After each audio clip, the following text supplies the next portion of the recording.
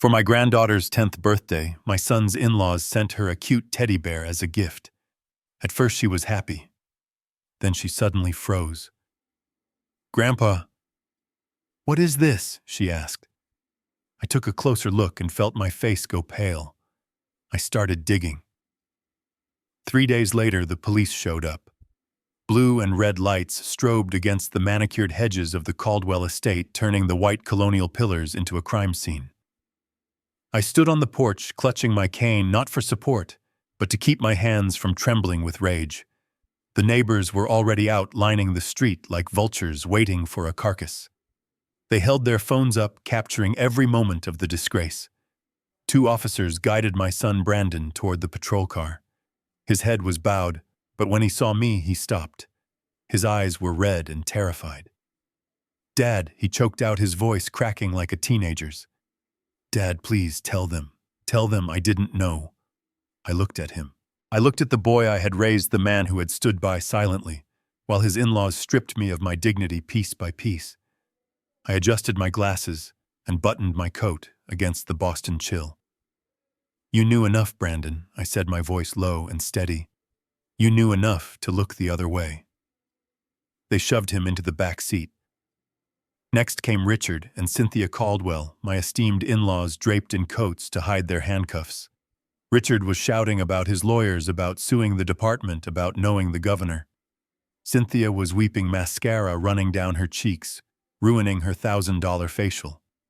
And then came Vanessa, my daughter-in-law. She wasn't screaming. She was staring at me with pure venom. "You did this," she hissed as she passed. "You ruin everything you touch, old man." I didn't blink. I didn't look away. I simply watched until the caravan of police cars faded into the night, leaving me alone in the driveway of a house that was no longer a home but a crime scene. But to understand why I stood there unmoved while my only son was taken away, you have to go back 72 hours. You have to go back to the moment a simple teddy bear tore the mask off a 10-year-old lie. Before I continue this story, let me know where you are watching from in the comments below. Hit like and subscribe if you have ever had to stand up to family who underestimated your worth. The invitation said 6 o'clock, but I arrived at 5:30. I have always been a man of punctuality, a habit from 40 years as a forensic accountant. Numbers do not wait, and neither do I. However, as I parked my 10-year-old sedan between a Bentley and a Porsche in the Caldwell's circular driveway, I felt that familiar knot in my stomach. I was the stain on their pristine tablecloth. I was Wallace King, the disgraced accountant, the man who lost everything. To them, I was just the poor relation who needed to be managed. I checked my pocket. The envelope was there. Inside was a savings bond for $500. It was not much. It had taken me 4 months of skipping lunches and working late shifts at the library archives to save it. But it was real money, honest money for Mia's college fund. I walked up the steps hearing the string quartet already playing inside. The Caldwell mansion was designed to intimidate. The ceilings were too high, the marble too slippery, and the air smelled of expensive lilies and old money. I entered the ballroom and scanned the crowd for Mia. Instead, I found Richard Caldwell holding court near the champagne fountain. He was a tall man with silver hair and a smile that never quite reached his eyes. He wore a tuxedo that cost more than my car. "Ah, Wallace," Richard boomed, his voice carrying over the music. "We were taking bets on whether your car would make it up the hill." The group around him chuckled. It was a polite reflex. I forced a smile and gripped my cane tighter. "Hello, Richard," I said. "The car runs fine. Where is the birthday girl?" "She is changing into her second outfit," Richard said, waving a hand dismissively. "You know how girls are." Cynthia bought her a dress from Paris. Custom fitted. Of course she did. I looked around for Brandon. My son was standing near the buffet, holding a plate of hors d'oeuvres for Vanessa. He looked tired. His shoulders were slumped, and he had that anxious look he always got when he was in this house. He saw me and gave a quick, nervous wave, but he didn't come over. He stayed by his wife's side like a well-trained golden retriever. Vanessa didn't even acknowledge me. She was too busy showing off her diamond bracelet to a woman in a red dress. I retreated to a corner nursing a glass of sparkling water. I watched them. I watched how they moved with the easy arrogance of people who have never had to count pennies at the grocery store. I watched how they looked through the servers as if they were furniture. And I watched how they looked at me. It wasn't hatred. Hatred implies respect. It was pity mixed with annoyance. I was a reminder of a world they thought they were above. A world of consequences. An hour later, the cake was cut. It was a 5-tier monstrosity covered in gold leaf. Mia looked beautiful in her silk dress, but she looked overwhelmed. She was a quiet girl, sensitive and observant, much like her grandmother used to be. When she saw me, her face lit up. "Grandpa," she squealed, breaking protocol and running to hug me. I caught her, spinning her around, despite the ache in my back. "Happy birthday, sweet pea," I whispered. "Did you bring me a story?" she asked. "Better," I said. I handed her the envelope. "It is for your future, for when you go to Harvard or Yale." She opened it and looked at the bond. She didn't understand the value, but she hugged me anyway. "Thank you, Grandpa." Richard stepped in, his hand resting heavily on Mia's shoulder. "How quaint," he said loud enough for the room to hear. "A savings bond. That is very vintage of you, Wallace. It might buy her a textbook by the time she is 18. Laughter rippled through the room. My face burned. "Don't worry," Princess Richard continued, beaming. "Grandpa Richard and Grandma Cynthia have a real gift for you. Bring it in." 2 servers wheeled in a large box wrapped in silver paper. The room went silent. Richard gestured for Mia to open it. She tore the paper away, revealing a massive teddy bear. It was easily 4 feet tall, with fur so soft it looked like spun silk. Its eyes were made of sparkling sapphires, and it wore a velvet bow tie. "It is made of pure alpaca fur from the Andes," Cynthia announced, stepping forward. "We won it at a charity auction in Geneva. It is one of a kind." The guests oohed and awed. Brandon clapped enthusiastically, looking at his in-laws with adoration. Mia buried her face in the bear's fur. "It is so soft," she said. I stood back, feeling the envelope in Mia's hand crumple slightly. I had given her a future. They had given her a toy. I turned to leave, feeling that I had endured enough humiliation for one evening. I wanted to go home to my small apartment, where the air didn't smell of hypocrisy. But then Mia stopped. She pulled back from the bear, her brow furrowed. She pressed her hand against the bear's stomach. "What is wrong, sweetie?" Vanessa asked, sipping her champagne. "There is something hard in his tummy," Mia said. "It is probably just the voice box," Richard said quickly, though he looked annoyed that the moment was being ruined. "No," Mia insisted. "It feels like metal." She dug her small fingers into the dense fur. The stitching on the bear's abdomen was impeccable, except for one small spot where the thread looked slightly different, a shade lighter perhaps. Mia, being 10 and curious, pulled at the loose thread before anyone could stop her. "Mia, don't ruin it," Vanessa snapped. But the thread gave way. The seam popped open about 2 inches. Mia reached inside the stuffing. The room went quiet again, watching the child. She pulled her hand out. In her palm sat a gold pocket watch. It was heavy, gleaming under the chandelier lights. It was an antique, a hunter case design, with intricate engravings of vines and leaves. "Grandpa," she said, looking at me confused, "why does the bear have a clock?" I felt the blood drain from my face. The room spun. The chatter, the music, the clinking of glasses all faded into a dull roar.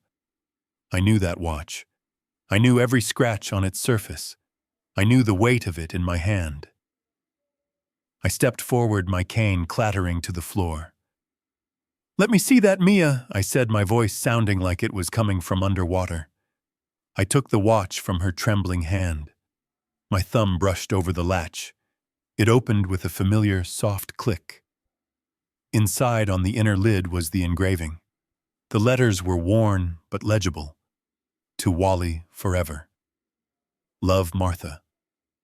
My knees nearly gave out. Martha, my wife. My late wife, who had died of a stroke 3 months after the trial. This was her gift to me on our 30th anniversary. This was the watch that had been the center of the prosecution's case against me 10 years ago. I looked up. My vision tunneled. I saw Richard. His tanned face had gone distinctively gray. He wasn't smiling anymore. He was staring at the watch in my hand with an expression of pure terror. 10 years ago, I was the chief financial officer for Caldwell Holdings. I was meticulous. I was trusted. Then money went missing from the pension fund. $2 million. When the auditors came, they found the transfer logs on my computer. And in my office safe, they found this watch. They claimed I had bought it with the stolen funds. They claimed it was a trophy. I swore I had never bought it with stolen money. I swore Martha had saved for 5 years to buy it for me legally. But the receipt was missing, and the serial number on the watch matched a batch purchased by a shell company linked to the theft. I was framed. I lost my license. I lost my reputation. I avoided prison only by a plea deal that left me penniless and disgraced. The watch was confiscated as evidence. It was supposed to be in a federal evidence locker or auctioned off by the government years ago. So how was it inside a teddy bear that Richard Caldwell claimed to have just bought in Geneva? Richard lunged forward. "Give me that," he barked, losing all his smooth composure. "It is part of the bear. It is a vintage accessory." He tried to snatch it, but I pulled my hand back. The adrenaline of a decade of suppressed rage flooded my veins, clearing the fog of age. "No," I said. My voice was no longer the voice of a tired old man. It was the voice of the auditor who could spot a discrepancy from a mile away. "This isn't an accessory, Richard. This is my watch." "Don't be senile, Wallace," Vanessa sneered, stepping between us. "You are embarrassing yourself. That is a Swiss antique. You probably just think it looks like yours. You see what you want to see." I held the watch up, the light catching the engraving. "Does a Swiss antique have my wife's name engraved on it, Vanessa? Does it say, 'To Wally'?" Brandon stepped forward, looking pale. "Dad, are you sure? Maybe it is a coincidence." I looked at my son. "A coincidence, Brandon. A coincidence that the evidence that destroyed my life and likely killed your mother ends up in a toy given by the people who testified against me." Richard recovered his wits. He forced a laugh, a harsh barking sound. "Ladies and gentlemen, please forgive Wallace. He has been confused lately. The medication, you know." He signaled to 2 security guards standing by the door. "Please escort Mr. King to his car. He needs to rest." "Give me the watch, Wallace," Richard hissed as he leaned in close, his breath smelling of scotch and fear. "Give it to me or you will never see Mia again." I looked at Mia. She was terrified, clinging to the bear. I looked at the security guards approaching. I knew I couldn't win a physical fight. I was 68 and outnumbered. I snapped the watch shut. I looked Richard dead in the eye. "You can have the watch," I said, keeping my voice low. "But you can't have the truth." I placed the watch back into Mia's hand. I didn't want them to wrestle it from me and claim I was stealing. Grandpa, Mia whispered. "It is okay, sweet pea," I said, touching her cheek. "Keep it safe. It is part of the bear." I turned and walked toward the door, meeting the security guards halfway. I walked with my head high. I could feel Richard's eyes boring into my back. He thought he had won. He thought he had bullied the old man into submission one last time. He thought the threat of losing access to Mia would silence me as it always had. But as I walked out into the cool night air, I wasn't thinking about silence. My mind was racing, putting together pieces of a puzzle I hadn't realized I was solving. The watch wasn't just a trophy. It was a mistake, a slip-up. Criminals get arrogant. They keep souvenirs. And if they kept the watch, what else did they keep? I got into my car and sat in the dark for a moment. My hands were shaking not from fear, but from a cold, hard realization. They didn't buy the bear in Geneva. That bear had been in their attic. I remembered seeing a similar bear years ago when I visited their old lake house. They had repurposed an old toy to save money, thinking I was too senile to notice, and Mia was too young to care. They were cheap, and their cheapness had just handed me the key to my salvation. I started the engine. I didn't go home. I drove to the one place I knew was safe. A small, dusty office above a bakery in South Boston. The office of Patty O'Connell, the only lawyer who hadn't hung up on me 10 years ago. The game had changed. I wasn't the prey anymore. I was the hunter. And for the first time in 10 years, I was going to work. The rain hammered against the single window of my studio apartment in South Boston. It was a rhythmic pounding that matched the throbbing in my temples. I sat in my armchair, the leather cracked and worn, staring at the empty space on the wall where a picture of Martha used to hang. I had taken it down years ago, unable to bear the look of pride in her eyes when I had become nothing but a failure. My phone sat on the small side table silent. I had expected the police. I had expected Richard's lawyers. I had not expected the timid knock that came at midnight. I opened the door to find my son standing in the hallway. Brandon looked soaked not just from the rain, but from a sweat that seemed to ooze from his very pores. He didn't look like a man of 40. He looked like a child who had broken a vase and was waiting for the punishment.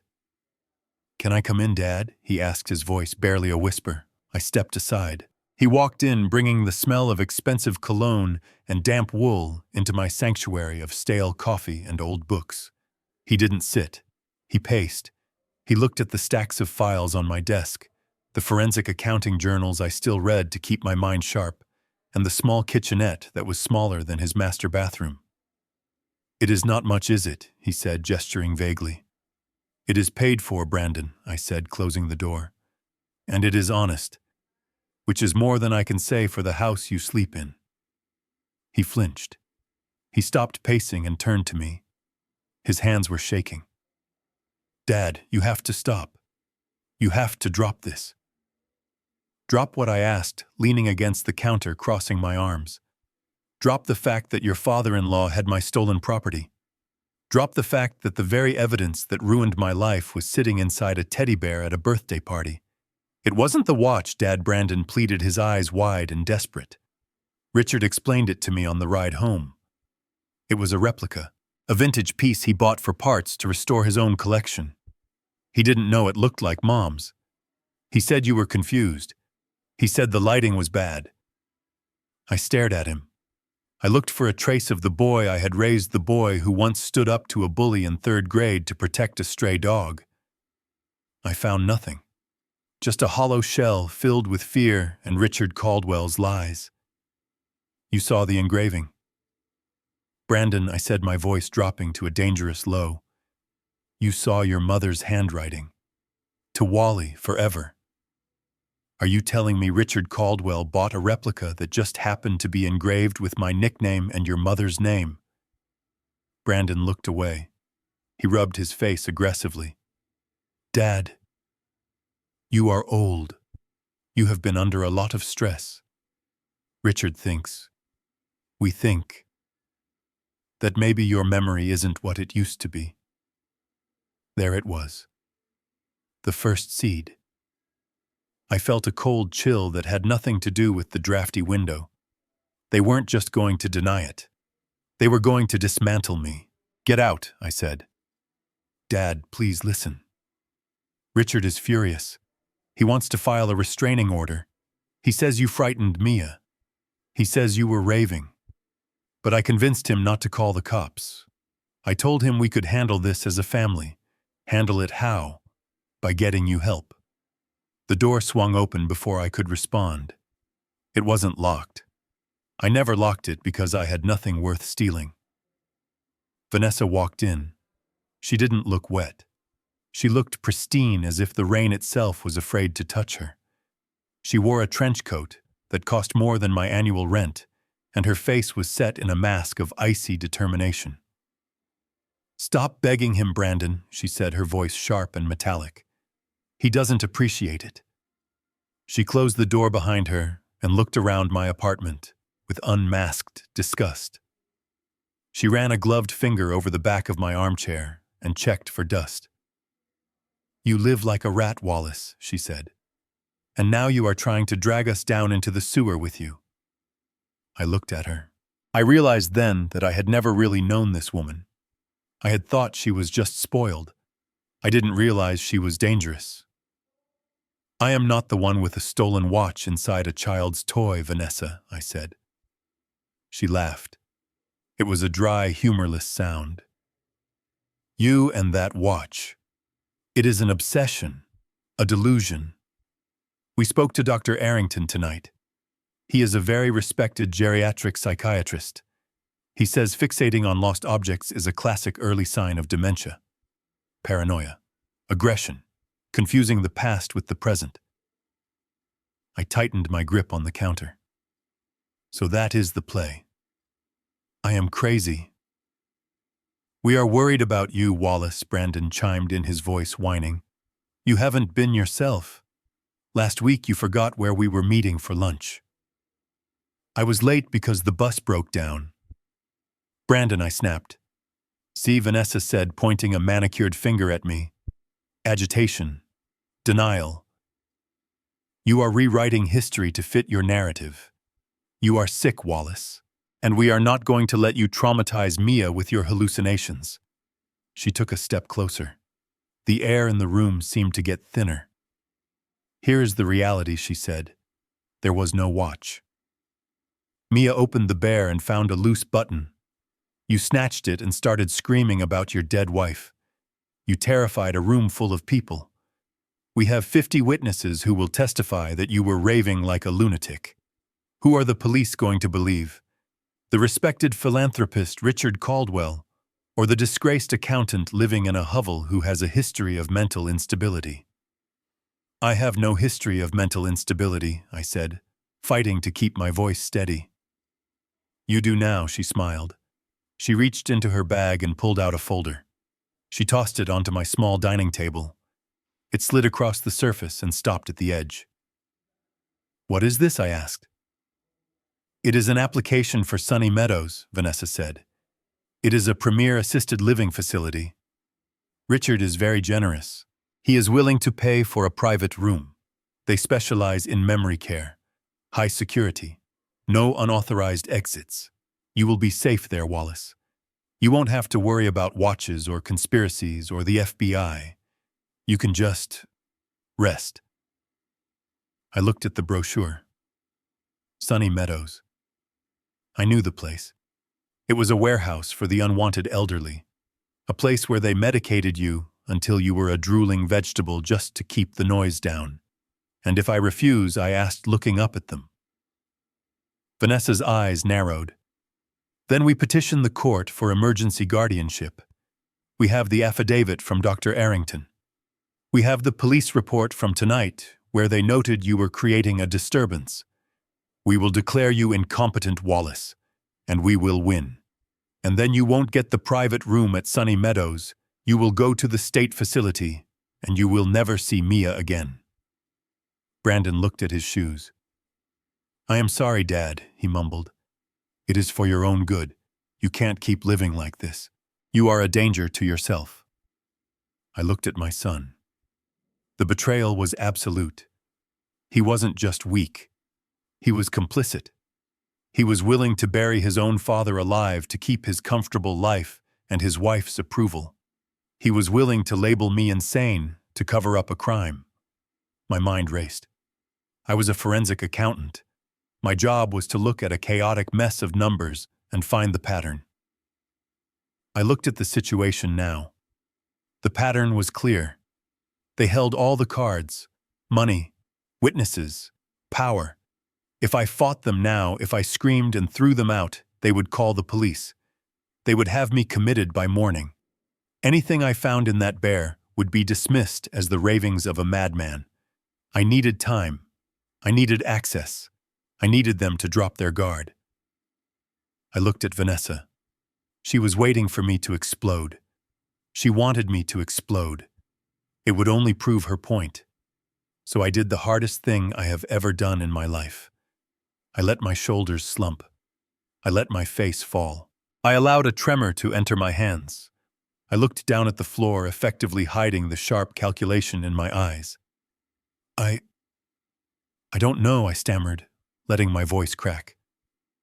I was so sure. I looked up at them, making sure my eyes were wet. It felt so real, Brandon. I could feel the engraving. I could hear Martha's voice. Vanessa's posture relaxed slightly. She exchanged a look with Brandon, a look of triumph. "It is the disease talking, Wallace," she said, her voice softening into a fake, soothing tone that was more insulting than her shouting. "It feels real, but it isn't. Your mind is playing tricks on you." I sat down heavily in the armchair, burying my face in my hands. "Maybe you are right," I whispered. "I have been so tired lately.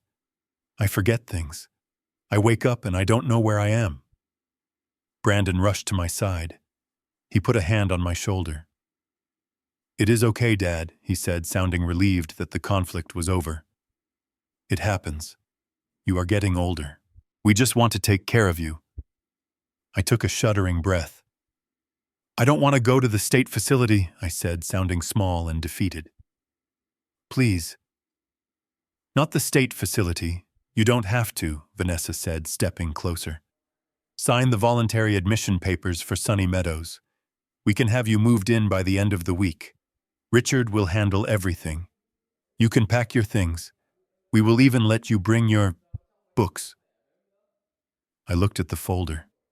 I looked at the pen she was holding out. If I signed, I was giving up my freedom. But if I didn't sign, I was giving up my only chance to destroy them. I needed to be inside the circle to break it. I needed them to think I was neutralized. I took the pen. My hand shook deliberately. "I just want to see Mia," I said. "Before I go in, I want to say goodbye." "Of course," Vanessa said, smiling. Her smile was like a shark sensing blood in the water. "Once you are settled and the doctors stabilize your medication, we will bring Mia to visit." I signed the paper. Not with my usual sharp signature, but with a shaky scrawl. I pushed the folder back to her. "Good," she said, snapping the folder shut. "You made the right choice, Wallace." She turned to leave, not bothering to say goodbye. Brandon lingered for a second. He squeezed my shoulder. "You will like it there, Dad," he said, trying to convince himself. "They have a garden." "Go home, Brandon," I said softly. "Just go home." He left, closing the door behind him. I listened to their footsteps fade down the hallway. I listened until I heard the heavy door of the building close and the engine of their car roar to life. I sat in the silence for a long time. The rain continued to beat against the window. Slowly, I straightened my back. The tremor in my hands vanished. The look of confusion left my eyes, replaced by a cold, hard resolve. They thought they had broken me. They thought they had packed me away into a nice little box labeled senile. They thought the threat of a nursing home was the end of the story.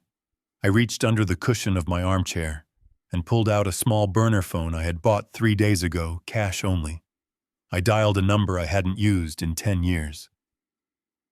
"Patty," I said when the voice on the other end answered. "Wallace, is that you?" "It is 1 a.m.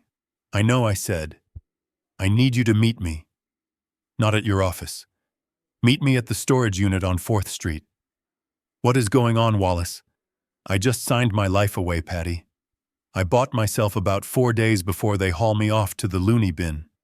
That gives us 96 hours. 96 hours for what?" To prove that I am the sanest person in this family, I said, standing up and walking to the window, watching the taillights of my son's car disappear into the dark Boston night. And to find out what else is inside that teddy bear besides a watch. I hung up. I wasn't Wallace King, the victim, anymore. I wasn't the tired old grandfather. I was the undercover agent in my own life. They wanted a performance. I would give them the greatest performance of my career. And when the curtain finally fell, they would be the ones wondering what was real. The next morning, I prepared for the role of a lifetime. I didn't pack my sharp navy blazers or the crisp white shirts I had worn for 30 years as a professional. Instead, I went to the back of my closet. I dug out a moth-eaten gray cardigan that smelled of camphor. I found a pair of trousers that were slightly too short and a shirt with a coffee stain on the collar that I had never managed to get out. I stopped shaving. The stubble on my chin was gray and patchy. When I looked in the mirror, I didn't see Wallace King, the sharp-eyed auditor. I saw a ghost. I practiced the tremor in my right hand. I let my jaw go slack. I dulled the intelligence in my eyes until they looked watery and vacant. It was humiliating. It was necessary. When Brandon arrived to pick me up, he didn't even meet my gaze. He just took the battered suitcase from my hand and sighed. The drive to the Caldwell estate was silent. I sat in the passenger seat clutching a brown paper bag, as if it contained gold. It actually contained my toothbrush and a highly sensitive omnidirectional microphone I had salvaged from an old surveillance kit. "We are just going to get you settled, Dad," Brandon said, as we pulled into the long driveway. "Vanessa has set up the guest room on the first floor. It is safer. No stairs." I didn't answer. I just stared out the window and hummed a tuneless melody. I saw Brandon grip the steering wheel tighter. My silence was working. The house was a fortress of pretension. As we walked in, Vanessa was waiting in the foyer. She was wearing a white silk blouse and holding a clipboard as if she were managing a hotel, not a home. She looked me up and down, her lip curling slightly at the sight of my stained cardigan. "You are early," she said, checking her watch. "The nurse from Sunny Meadows is coming tomorrow for the assessment. Until then, try not to wander." I looked at her. I waited 3 seconds too long to respond. "Hello, Martha," I said, my voice raspy. "Did you make the pot roast?" Vanessa rolled her eyes. "I am not Martha Wallace. Martha is dead. I am Vanessa, your daughter-in-law." "Oh," I said, looking confused.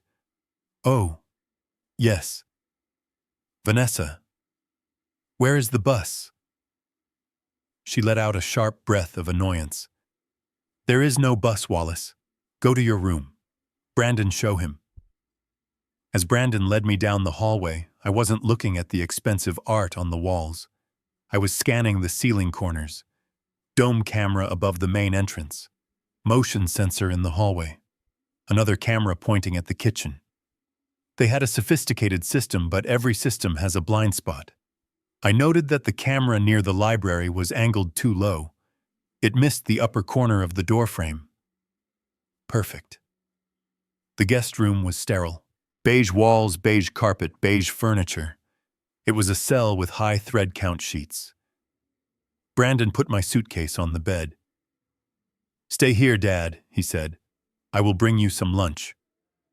I sat on the edge of the bed and waited. I counted to 500. Then I stood up. The tremor in my hand vanished. I moved to the door and cracked it open. The hallway was empty. I could hear voices coming from the kitchen. I shuffled out into the hall, dragging my feet to create the sound of a confused old man. I made my way toward the library. This was Richard's sanctuary. If there was a physical ledger or a backup drive, it would be there. I pushed the heavy oak door open.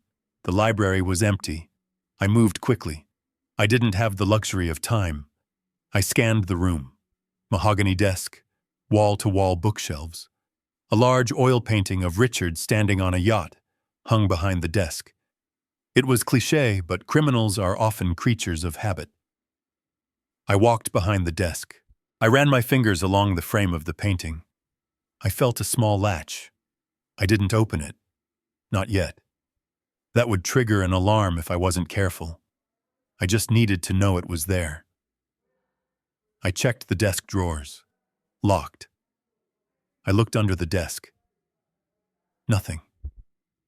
Then I heard footsteps. I didn't run. I didn't hide. I simply turned around, walked to the middle of the room, and stood there staring at a globe. The door swung open. It was Richard. He was on his phone, looking angry. "No, I told you to route the funds through the shell company in Panama, not the one in—" He stopped when he saw me.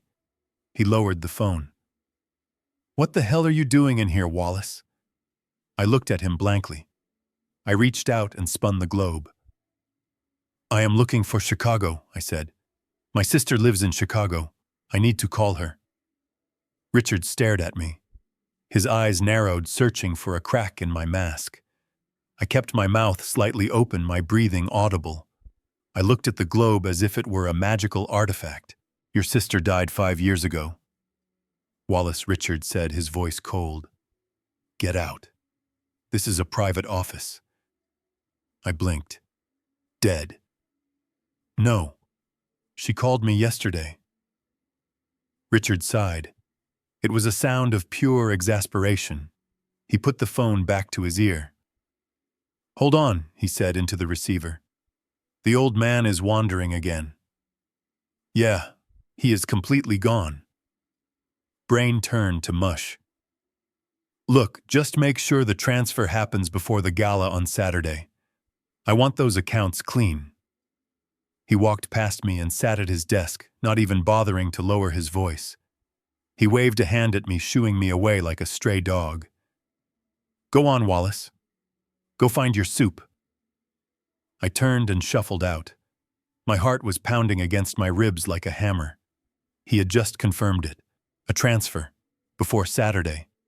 And he had done it right in front of me because to him I wasn't a witness. I was furniture. I was a broken appliance waiting to be thrown out. I made my way to the dining room. I needed to plant the bug. But I needed a distraction. Lunch was a tense affair. Brandon sat silently poking at his salad. Vanessa was on her tablet, ignoring everyone.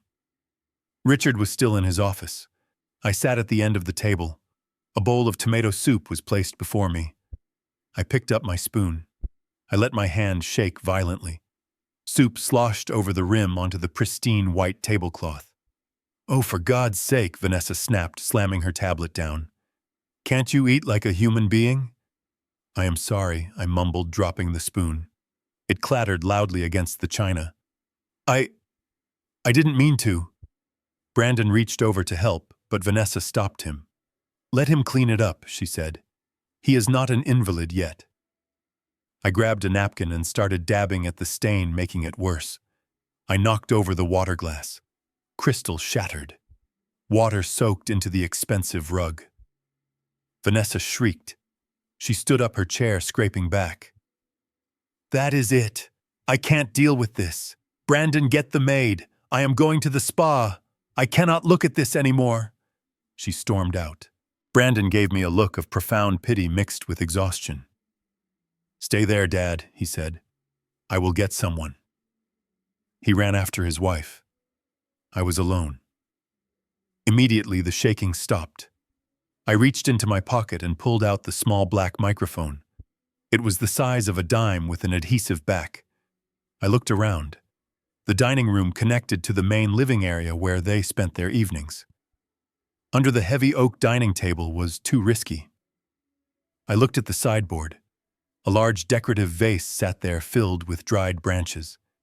I moved with the speed of a man half my age. I slipped the microphone inside the dense arrangement of branches, angling it toward the living room archway. It was invisible. I sat back down just as the maid rushed in with towels. I resumed my trembling. "I am sorry," I whispered to her. "I am so sorry." She looked at me kindly.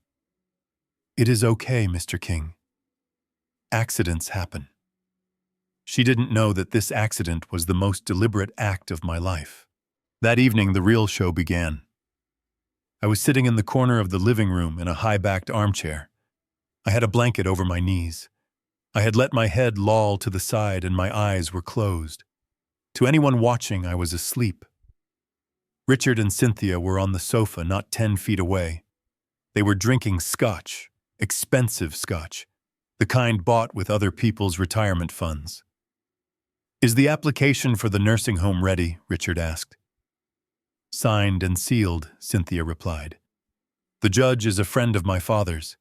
He will push the emergency guardianship through by Monday. We cite imminent danger to self and others. The water glass incident today will help." "Good," Richard said. "I don't want him around for the gala.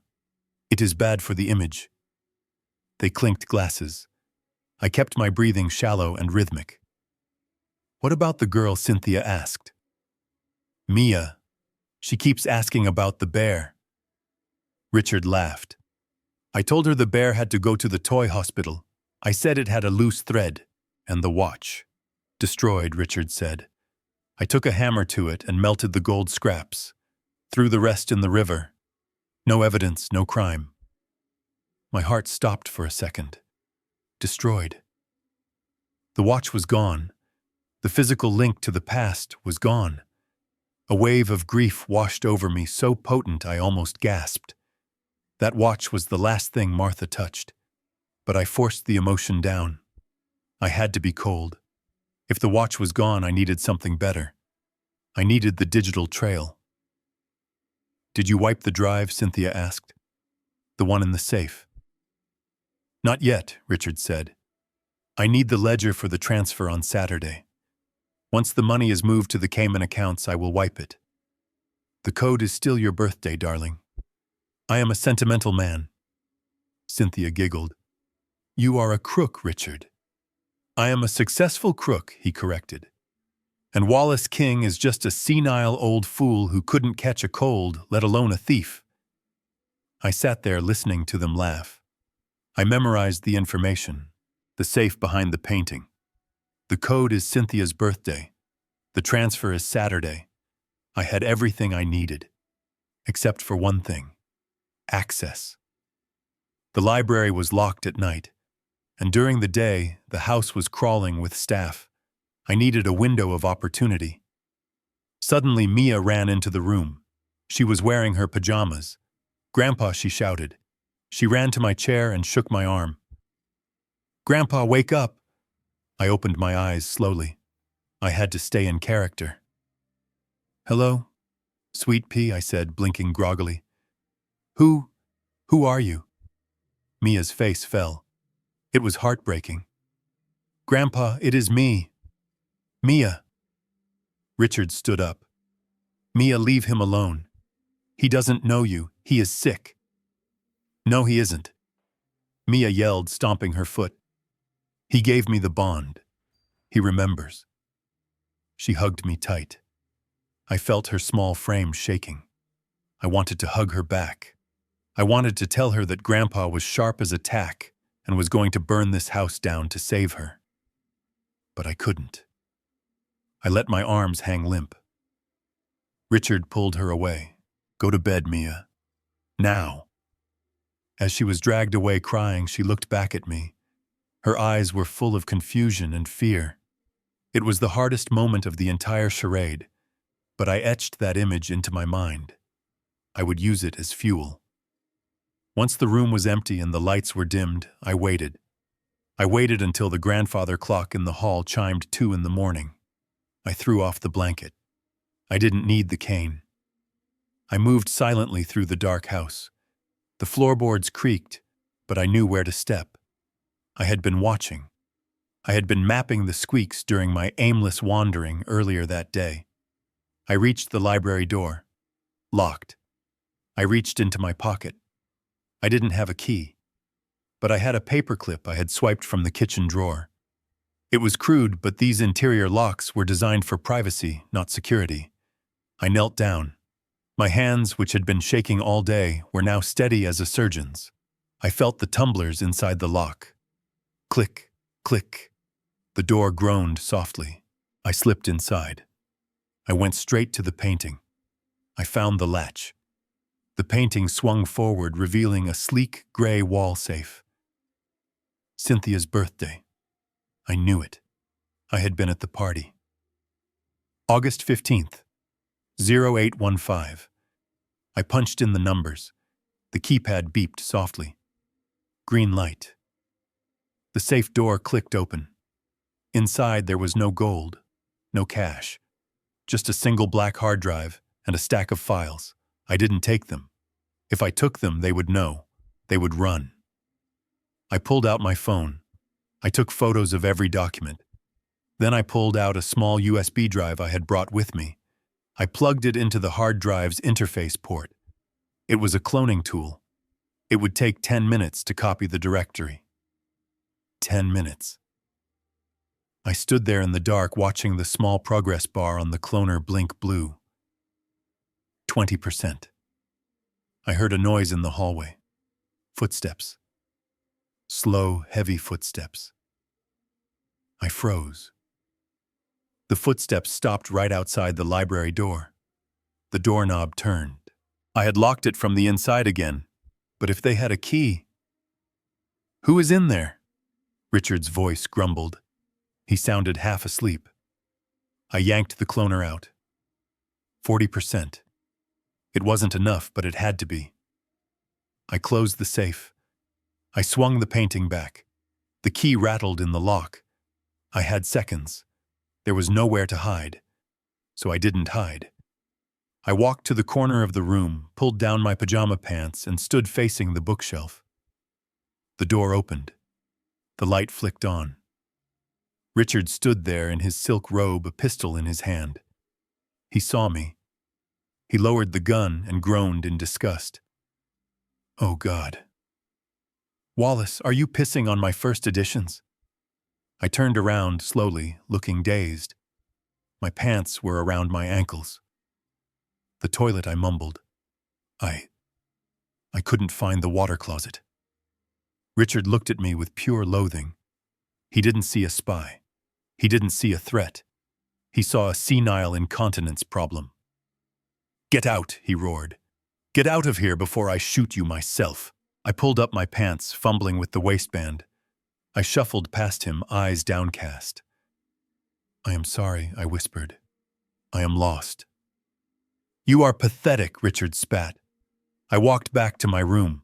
My heart was racing so fast I thought I would have a stroke. But inside my pocket, my hand closed around the USB drive. I didn't get the whole drive, but I got the index, and I had the photos of the physical files. I lay down on the bed.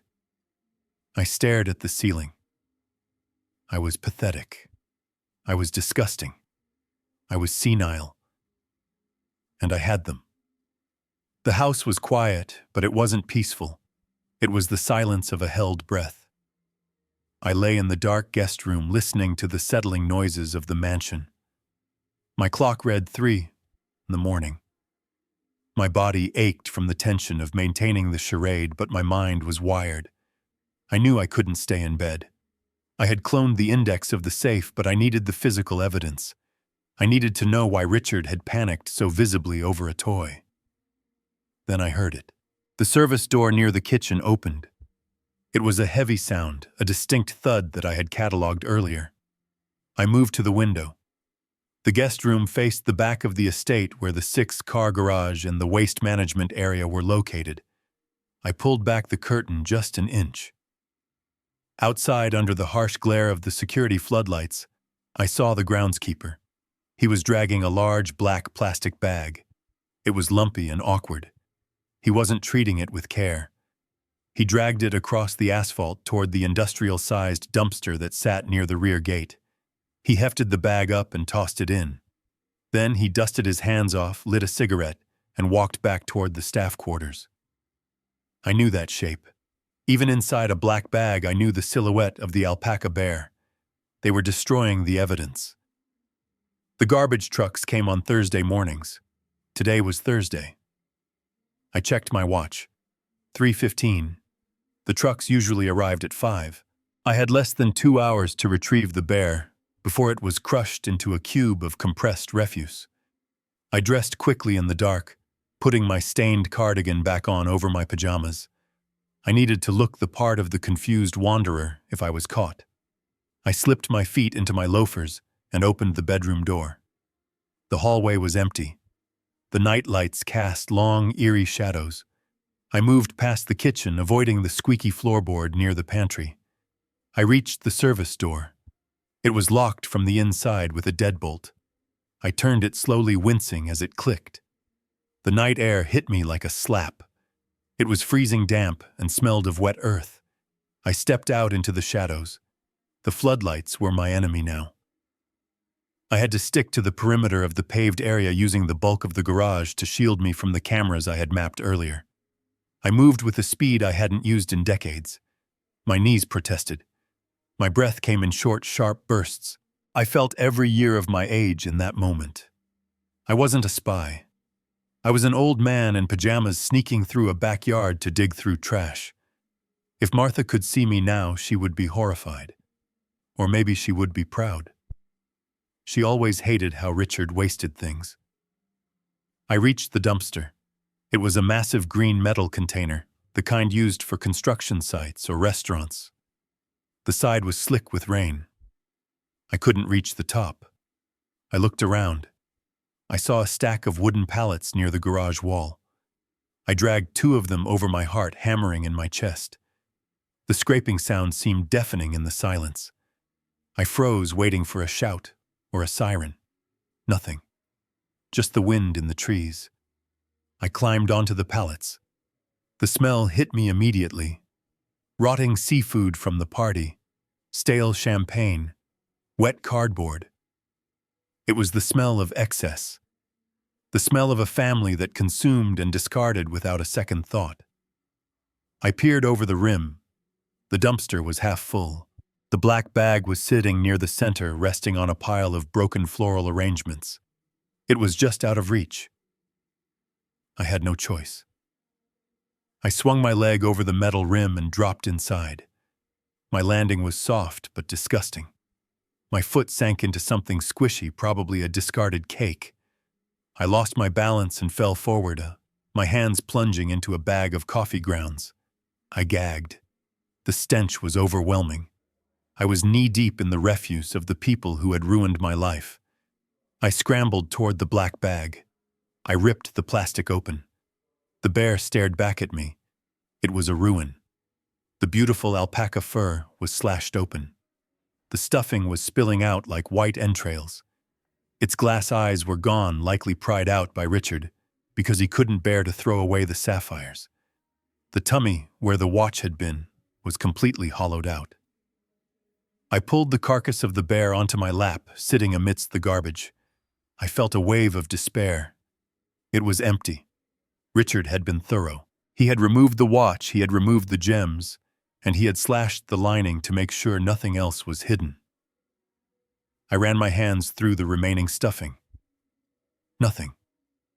Just fluff. I was about to throw it back when I stopped. I looked at the bear's head.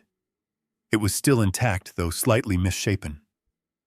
I remembered something. When Mia had held the bear, she hadn't just complained about the tummy. She had said the bear was heavy. Alpaca fur is light. Stuffing is light. A pocket watch weighs a few ounces. Why was the bear heavy? I squeezed the bear's paw. Soft. I squeezed the other paw. Soft. I grabbed the bear's head. It felt solid. Too solid. I dug my fingers into the neck seam. The thread was thick industrial nylon. I pulled, but it wouldn't give. I looked around for a tool. I found a shard of a broken wine bottle near my foot. I used the glass to saw at the neck of the bear. The fabric tore with a sickening, ripping sound. I pulled the head back. Buried deep in the center of the head, encased in a ball of duct tape, was a small, hard object. I peeled the tape away. My hands were shaking so hard I almost dropped it into the sludge. It wasn't a voice box. It wasn't another watch. It was a solid-state drive. A portable SSD, the military-grade kind. Waterproof. Shockproof. I stared at it in the dim light. Why? Why would Richard hide a drive inside a bear? Then it hit me. The date. The auction tag I had seen briefly on the box said Geneva 2018. That was the year Richard was being investigated by the SEC for the first time. He had wriggled out of it claiming a lack of records. He hadn't destroyed the records. He had panicked. He needed to get the data out of the country or hide it somewhere no warrant would look. A custom-made teddy bear sitting in an attic or a child's room is the perfect Trojan horse. Who subpoenas a stuffed animal? And then he forgot. Or he got comfortable. And when Cynthia decided to regift the bear to Mia to save money, she didn't know she was handing over the entire criminal history of the Caldwell Empire. I slipped the drive into my pajama pocket. It felt burning hot against my leg. This was it. This was the smoking gun. Suddenly, a light swept over the dumpster. I ducked down, burying myself in the trash bags. The sound of a vehicle approaching. Tires crunching on gravel. It wasn't the garbage truck. It was a private security patrol car. The Caldwells paid for a private service to patrol the neighborhood. The car stopped right next to the dumpster. I held my breath. I could smell the exhaust fumes mixing with the garbage stench. "Check the back gate," the driver's voice said. The motion sensor tripped near the garage. "Copy that," a second voice replied. A flashlight beam danced over the rim of the dumpster. It swept across the bags. It lingered on the spot where I was curled up, covered by a large plastic sheet I had pulled over myself. I didn't move. I didn't breathe. A rat scurried across my shoe. I wanted to scream, but I bit my lip until I tasted blood. "Nothing here, just trash," the voice said. "Probably a raccoon." The car idled for a moment longer, then pulled away. I waited until the sound of the engine faded completely. Then I waited another 5 minutes. I climbed out of the dumpster. It was harder getting out than getting in. I had to stack bags to make a step. I rolled over the edge and hit the pavement hard. My shoulder screamed in pain. I lay there for a moment, panting, looking at the sky. It was starting to lighten in the east. Dawn was coming. I grabbed the ruined bear. I couldn't leave it there. If they saw it had been tampered with further, they might get suspicious. I shoved it back into the black bag and tied it as best as I could. I tossed it back in. I limped back to the house. I was covered in filth. I smelled like a sewer. I reached the service door. I slipped inside and locked it. I made it to the guest room bathroom just as the first birds began to sing. I stripped off my clothes. I scrubbed my skin until it was raw. I washed the cardigan in the sink using hand soap, hoping to get the smell out. I hid the SSD inside the hollow curtain rod above the window. When I finally lay back down in bed, clean and exhausted, the sun was coming up. At 7 a.m., the door opened. Vanessa walked in holding a cup of coffee. She wrinkled her nose. "It smells terrible in here," she said. "Like garbage." I looked at her. I gave her my best vacuous smile. "I had a bad dream, Vanessa," I said. "I dreamed I was a raccoon." She looked at me with disgust. "You are deteriorating faster than we thought, Wallace. The nurse will be here in an hour. Try to look presentable." She set the coffee down and left. I reached for the cup. My hand wasn't shaking. I took a sip. It was the best coffee I had ever tasted. I looked at the curtain rod. I had the drive. I had the clone of the index. Now I just needed to know what was on that drive. And I needed to make sure that when I revealed it, the whole world was watching. The nurse arrived at 8. She was a stern woman with cold hands. She asked me questions. "Who is the president? What year is it? Count backwards from 100 by sevens." I answered them all wrong. I told her the president was Reagan. I told her it was 1995. I couldn't count past 93. She scribbled on her clipboard. Severe cognitive decline, she whispered to Richard in the hallway. He needs immediate placement. Richard looked at me through the open door. He smiled. It was the smile of a man who had won the lottery. Pack his bags, he said. We will move him to Sunny Meadows on Sunday, right after the gala. Sunday. That gave me 48 hours. I needed to get the drive to Patty, but I couldn't leave the house. I was under watch. I needed a courier, someone they wouldn't suspect, someone who could walk out of this house with a military-grade hard drive in their pocket without anyone batting an eye. I looked out the window. Mia was playing in the garden. She was sitting on the bench looking sad. She didn't have her bear. I knew who my courier was. It was risky. It was dangerous. But Mia was a king, and kings don't fold. I waited until Vanessa went to her Pilates class and Richard locked himself in his study. Brandon was at work. I wandered out to the garden, shuffling my feet. Mia saw me. She didn't run to me this time. She looked wary. They had probably told her I was dangerous. Hi, Grandpa, she said softly. I sat down on the bench next to her. I didn't look at her. I looked at the roses. Mia, I said, dropping the act. My voice was clear and sharp. She looked at me, surprised. Grandpa, you sound normal. I am normal, sweetie. It is a game. We are playing a game. A game, she asked. Yes, like spies. Her eyes widened. Spies. Listen to me very carefully, Mia. I need you to do something very brave. I reached into my pocket. I had wrapped the SSD in a clean handkerchief. I need you to take this.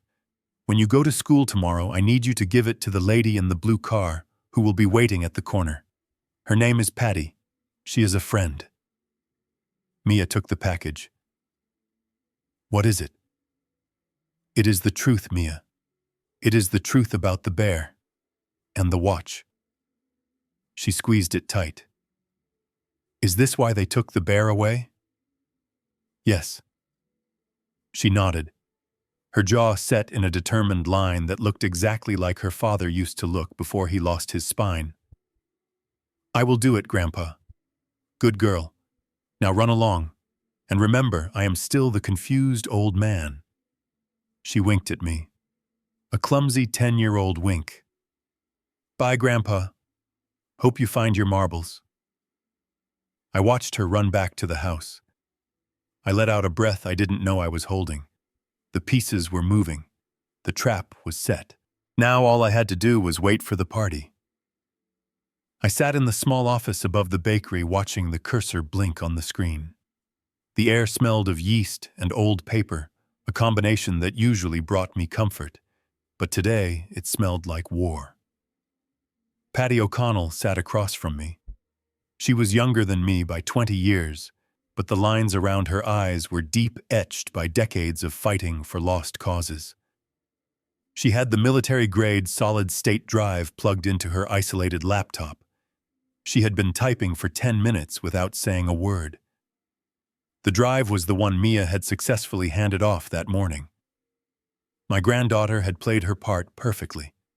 Now it was my turn. Patty stopped typing. She took off her glasses and looked at me. Her face was pale. Wallace, she said, her voice barely a whisper. Do you have any idea what you were sitting on?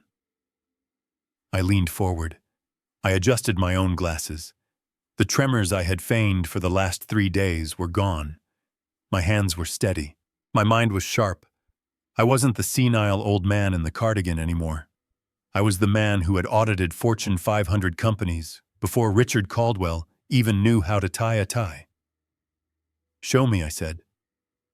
Patty turned the screen toward me. It was a labyrinth of folders. But to my trained eye, it was not a labyrinth. It was a map.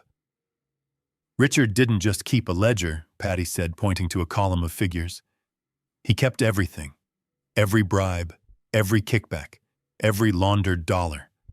He was so arrogant he thought he would never be caught, so he treated this drive like a trophy case.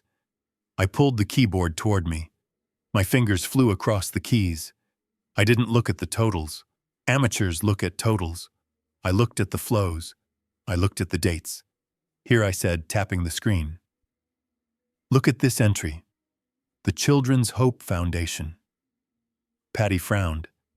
That is their charity. They raise millions for orphans. I laughed.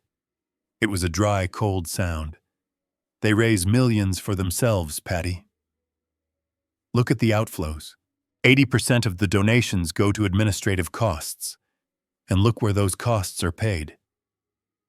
I opened a subfolder. I traced the routing numbers. They are paid to a consulting firm called Blue Horizon, I said. I know Blue Horizon, Patty said. They are a legitimate logistics company. Are they? I opened another window. I accessed the public registry I had memorized years ago. Blue Horizon is registered in Delaware. Its registered agent is a law firm in Panama. And if you look at the board of directors for Blue Horizon, you will see 3 names. I highlighted the names. Thomas Anderson, Sarah Miller, James Smith. Generic names, Patty noted. Dead names, I corrected. I recognized Thomas Anderson. He was a maintenance worker at Caldwell Holdings, who died in '98. Richard is using ghost employees to siphon the charity money into the consulting firm. And then I asked, where does the money go from Blue Horizon? I traced the next step. The money moved from Blue Horizon to a series of real estate holding companies in the Cayman Islands.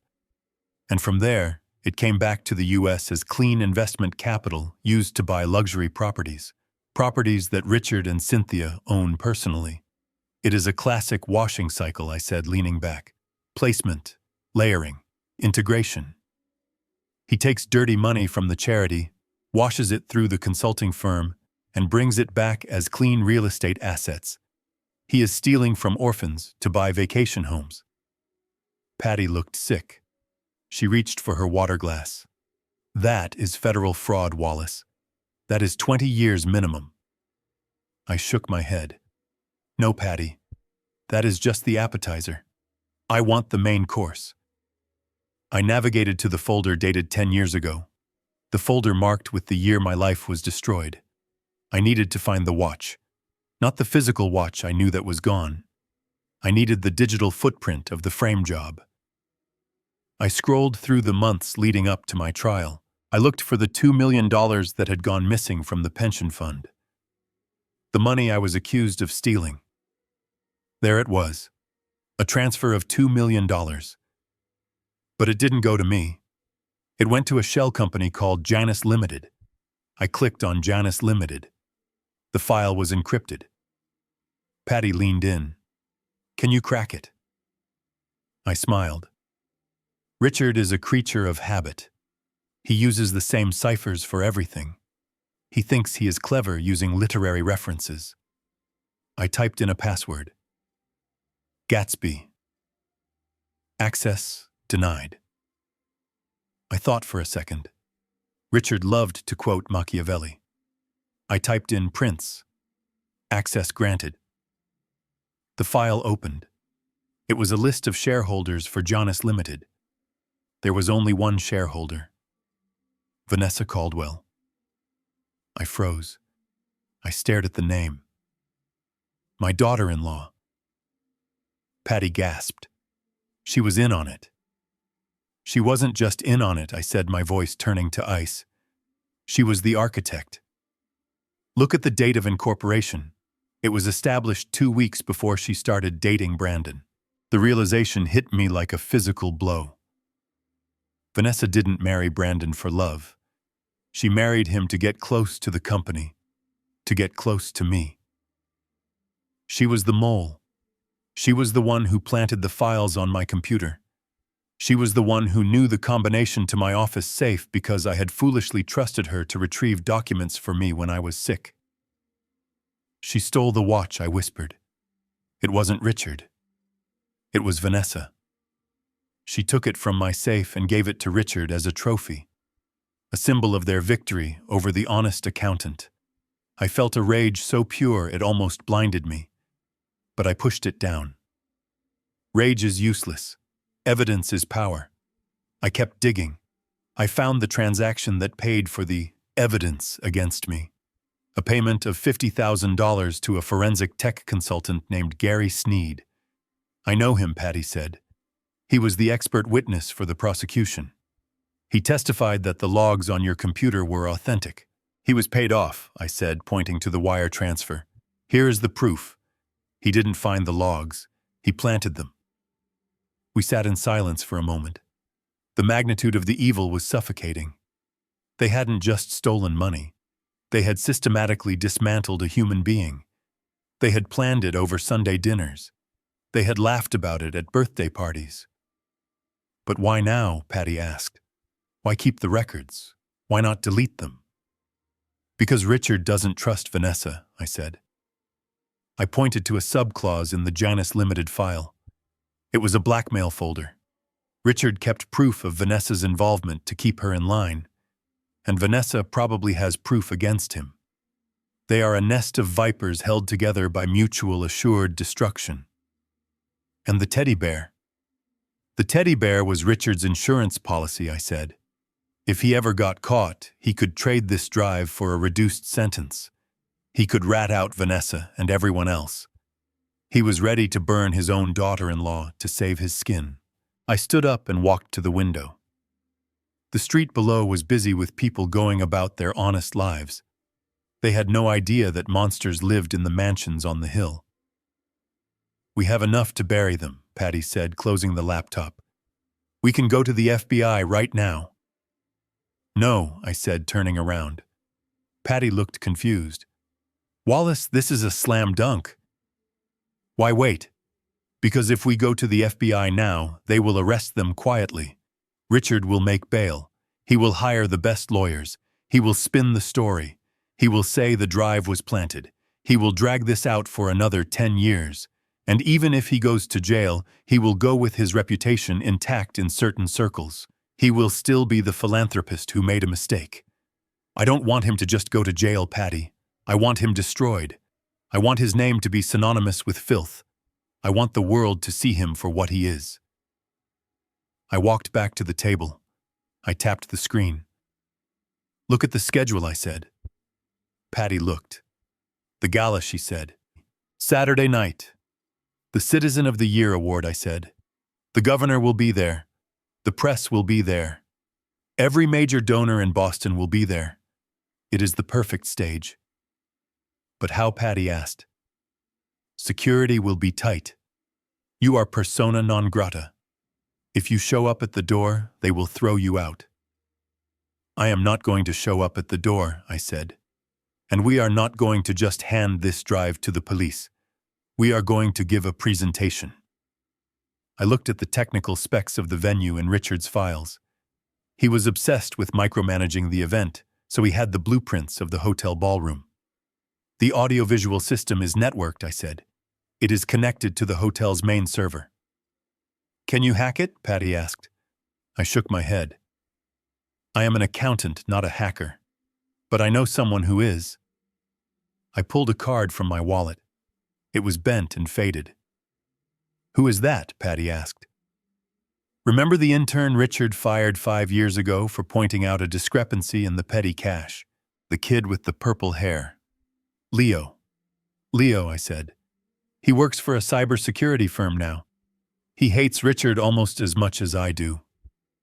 I looked at the clock. We have 36 hours. I need you to get Leo. I need you to prep the video package. I want the footage of Richard stealing the watch combined with the bank transfers. I want it edited like a documentary of his corruption. And what are you going to do? Patty asked. I am going back, I said. Back to the house. Yes. I need to be there. I need to keep them calm.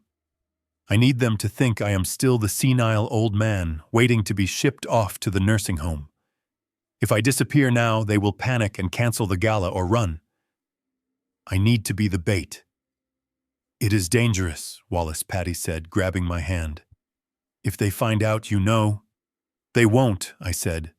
I have played this role for 3 days. I can play it for 2 more. I took the drive. I copied the files to a secure cloud server. Then I handed the physical drive back to Patty. Keep this safe. If anything happens to me, send it to the Attorney General. I put my coat back on. I hunched my shoulders. I let my face go slack. Wallace King, the sharp auditor, disappeared, and the confused grandfather returned. One more thing, Patty. Yes, Wallace. Check the account ending in 459. She checked it. It is a small account. Only a few $1,000s. Look at the beneficiary. She clicked on it. Her eyes widened. Mia King. He was using Mia's identity. I said, my voice trembling with real anger now. He opened a credit line in my granddaughter's name to pay for his mistresses. He was ruining her credit before she even finished elementary school. Patty slammed the laptop shut. Her face was hard. I will get Leo, she said. We will burn them down, Wallace. We will burn them all down. I nodded. I walked out of the office and back into the rain. I had to get back to the mansion before they noticed I was gone. I had to go back into the belly of the beast. But this time I wasn't afraid. I carried the truth in my mind like a weapon. Every insult they had thrown at me, every look of pity, every moment of humiliation was fuel for the fire that was coming. Saturday night wouldn't just be a gala. It would be an execution. And I would be the one pulling the switch. The grand ballroom of the Fairmont Copley Plaza was a sea of black ties and designer gowns. The air smelled of expensive lilies and even more expensive desperation. This was the night of the Boston Civic Gala, the night Richard Caldwell would be crowned Citizen of the Year. Outside, the paparazzi were flashing their bulbs, blinding anyone who stepped out of a limousine. Inside, the champagne was flowing like water, and the laughter was loud and brittle. It was a gathering of sharks congratulating each other on the sharpness of their teeth. I arrived in a yellow taxi that stood out against the line of black town cars like a bruise. I paid the driver with cash, counting out the bills slowly, my hands shaking, just enough to keep up appearances. I wore my tuxedo from 30 years ago. It smelled faintly of mothballs and hung loosely on my frame, the fabric slightly shiny at the elbows. I hadn't polished my shoes. I looked exactly like what they expected me to be. A relic. A sad, confused old man who had wandered out of the attic. The doorman hesitated as I approached the velvet rope. He looked at my frayed cuffs and my wild gray hair. "Sir, this is a private event," he said, stepping in front of me. I looked up at him, blinking rapidly. "I am here for Richard," I said, my voice quavering. "It is his big night. He told me there would be cake." The doorman sighed, looking around for assistance. Just then, Brandon appeared at the top of the stairs. He was wearing a tuxedo that fit him perfectly, but he looked small inside it. When he saw me, his face went slack with horror. "Dad!" he hissed, rushing down the steps. "What are you doing here? You are supposed to be in your room." I smiled at him, a lopsided grin that I knew made me look deranged. "I took the bus, Brandon. The bus driver was nice. Is Richard getting his medal yet?" Brandon grabbed my arm, his grip painful. "You have to leave. Now. Before Vanessa sees you. She will kill us both." "But I want to see the balloons," I whined, pulling away from him. It was too late. The commotion had drawn attention. Heads were turning. People were whispering. And then Richard appeared. He looked magnificent. I had to give him that. He was wearing a midnight blue tuxedo with a silk lapel.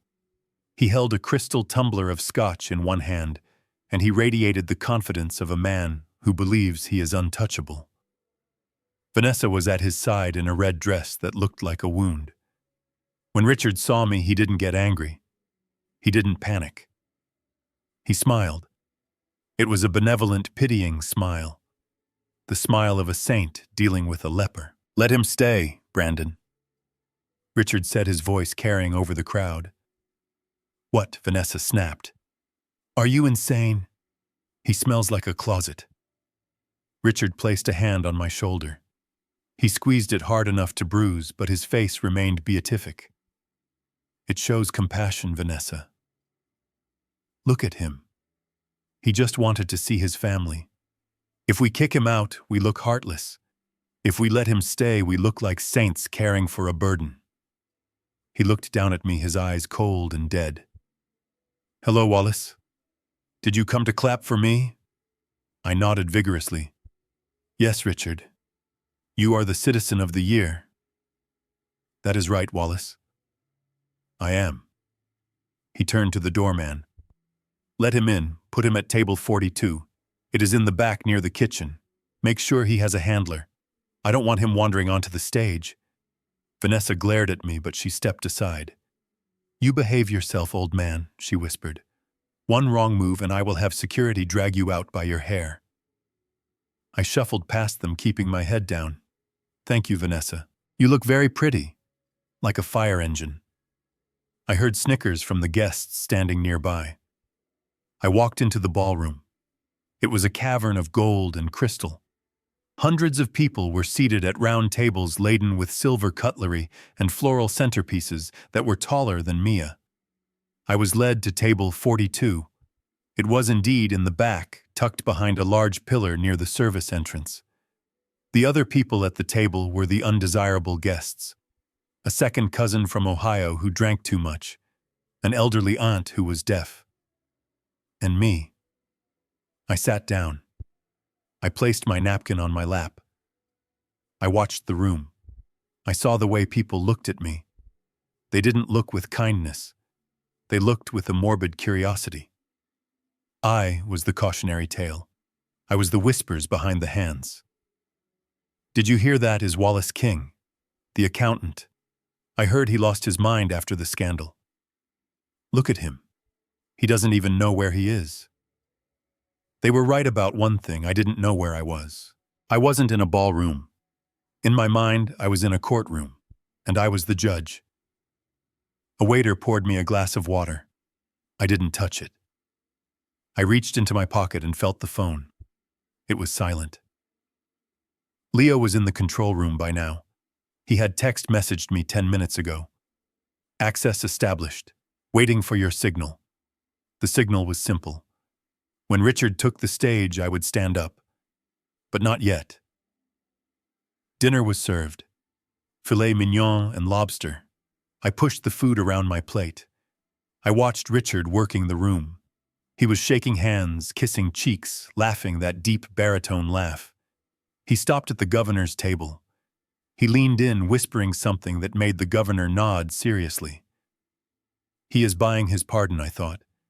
He is cementing his alliances so that when the rumors start, he has a shield.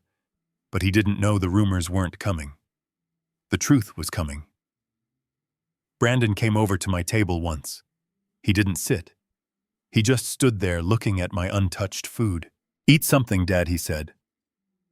I am not hungry, Brandon. He sighed. Look, I am sorry about the yelling outside. It is just... This is important for us. For the family name. The family name, I repeated. Yes, the name is very important. Brandon looked at me, searching for something in my eyes. For a second, I thought he saw it. I thought he saw the clarity burning behind the fog. But he looked away. He was too afraid to see the truth. Just stay here, he said. Please. Don't make a scene. He walked away. I watched him go, my son. The boy who used to catch fireflies in a jar and worry about hurting them. Now he was a man who helped bury his father to save his lifestyle. I felt a pang of sorrow, but I strangled it. Tonight was not for sorrow. The lights dimmed. The room went silent. A spotlight hit the stage. The master of ceremonies walked out. He was a famous local news anchor. Ladies and gentlemen, he boomed. Tonight, we honor a man of vision, a man of generosity, a man who has given more to the children of Boston than anyone else in history. Applause thundered. I clapped too, my hands making a dry, hollow sound. But before we bring him out, let us watch a tribute to his incredible journey. A large screen descended from the ceiling. Music swelled. Inspirational piano music. Images flashed on the screen. Richard cutting a ribbon. Richard holding a shovel at a groundbreaking. Richard hugging an orphan. I watched the video. It was slick. It was professional. It was a lie. I looked at Richard. He was standing near the stage steps, adjusting his cufflinks. He looked humble. He practiced that look in the mirror, I knew it. The video ended. The applause was even louder this time. The crowd stood up, a standing ovation. "Ladies and gentlemen," the anchor shouted, "your Citizen of the Year, Mr. Richard Caldwell." Richard bounded onto the stage. He shook the anchor's hand. He waved to the crowd. He took the microphone. He waited for the applause to die down. He wiped a fake tear from his eye. "Thank you," he said, his voice thick with emotion. "Thank you. I am humbled. Truly. When I started the Children's Hope Foundation, I didn't do it for awards. I did it because I believe that every child deserves a chance." I gripped the edge of the table. My knuckles turned white. Every child, I thought. Except my granddaughter, whose identity you stole. Richard continued. "We live in a world where integrity is rare, where people take shortcuts. But I learned from my father that a man is only as good as his word. That honesty is the only currency that matters." The hypocrisy was physical. It felt like a weight pressing on my chest. I looked around the room. They were eating it up. They were nodding. They were wiping their eyes. They believed him. This was the power of the lie. If you tell it big enough and wear a nice enough suit, people will believe anything. I reached into my pocket. I unlocked the phone. I typed one word to Leo, "Now." I put the phone away. I picked up my glass of water and took a sip. Richard was still talking. "And tonight, I want to announce a new initiative, a scholarship fund that will—" The screen behind him flickered. It went black. The inspirational music cut out with a sharp screech of feedback. Richard stopped. He looked back at the screen, confused. Is there a technical problem?" he asked charmingly. The crowd chuckled. Then the screen lit up again. But it wasn't the logo of the foundation. It was a grainy black and white video. It was time-stamped 10 years ago. The room went quiet. Not the respectful silence of before, but a confused silence. On the screen, a man walked into an office. The camera angle was high from the corner. The man was younger, his hair less gray, but it was unmistakably Richard Caldwell. He was holding a gold pocket watch. He walked to a wall safe. He opened it. He placed the watch inside. Then he turned to a woman standing in the doorway. It was Vanessa. "Is it done?" he asked in the video. The audio was crisp thanks to Leo's enhancement. "It is done," Vanessa said. "I put the files on his computer. Wallace has no idea." Richard laughed. The same baritone laugh that had just charmed the room. "Good. The old fool will take the fall for everything. And we keep the 2 million. The video froze on Richard's smiling face. The silence in the ballroom was absolute. It was a vacuum. You could hear a pin drop. You could hear a career die. Richard stood on stage, his mouth open, his hand half raised. He looked like a statue of a man realizing he was naked. I stood up. I pushed my chair back. It scraped loudly against the floor. I didn't shuffle. I didn't shake. I walked out from behind the pillar. I walked down the center aisle. The sea of black ties parted for me. People stared at me, their eyes wide. I walked toward the stage. I walked with the stride of a man who has nothing left to lose. Richard saw me coming. He gripped the podium. "Turn it off," he screamed, his voice cracking. "Turn it off. It is a fake. It is a deep fake." But the screen didn't turn off. It changed. Now it showed bank statements, dozens of them. Highlighted in red were the transfers from the charity to the Cayman Islands. And then a voiceover played. It was my voice recorded yesterday in the studio. This is the account of the Children's Hope Foundation. And this is the personal account of Richard Caldwell. Note the matching serial numbers. I reached the foot of the stage. I looked up at him. Richard looked down at me. He was sweating. The makeup was running down his face. "Who are you?" he whispered. I smiled.